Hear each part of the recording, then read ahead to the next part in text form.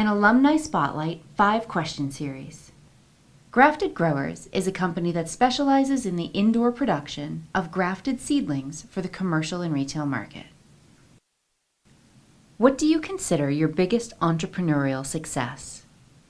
So the venture that we developed together, is probably my biggest success so far on entrepreneurship.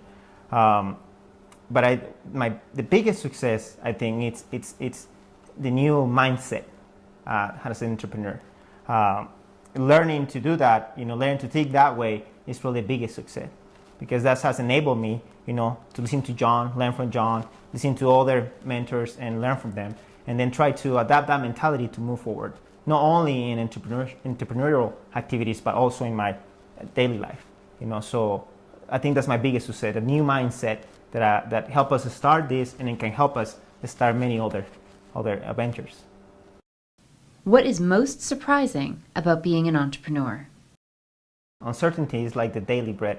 When you start a venture or a company like we do a startup, we do a lot of planning, to decide to do something, and planning takes time, a lot of time. But then all this planning can just be scrapped in seconds, because then you need to take a new direction. So the ability to actually do, and execute, or stop, toss it all and start again, that mental ability, it's in order to develop that, would be the most surprising thing to me. What was the most important lesson you learned in the entrepreneurship program? Validation. You identify the problem, you come up with the solution, and you have to validate. Because anything after validation, if you haven't done it, it's all for naught. You can go down a rabbit hole and spend a lot of time and energy and effort and money doing something that is not in line with what your customers want. So you have to validate. You have to engage with your target market and target audience, and speak to them. Don't assume that you know what the customer wants. You have to actually go out and validate it. What impact has completing the entrepreneurship program had on your career or life? Since I was started my professional career, in my mind was to start a business, using that knowledge to move it forward, So I basically took for granted all the entrepreneurship kind of stuff and focused on the science, And I thought this will be enough to get it going, I just have to know how to do it. And after I went to the program, I realized that wasn't true. So the biggest impact is it opened my eyes to a new science, a new art, and then so I know I have a lot to learn. I've always been an entrepreneur since I was little. From picking oranges off my grandmother's tree and bagging them up and selling them at the church, right? And having a candy house in my house for kids in the neighborhood instead of them walking down to 7-Eleven, which was like a mile away. But I've never had a formal entrepreneurial education. And that's what the program provided for us. It provided a formal entrepreneur education, a whole year of just being fully engulfed in entrepreneurship and taking a venture from start to finish, whether we launched it or not, provided unparalleled education in entrepreneurship. Our mentor was great. The program was great. The individuals from the community that engaged in the program were awesome. We still engage with these individuals today, based on those relationships that was developed throughout the program. What advice would you give to aspiring entrepreneurs? Always listen. Don't talk before you listen.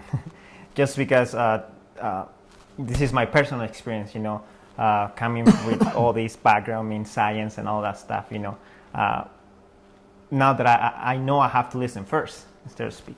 So that's number one lesson I want to convey. Listen before you give your argument. Listen before you put your plot out. First listen, and then the second one, you have to execute. The second lesson, you have to execute.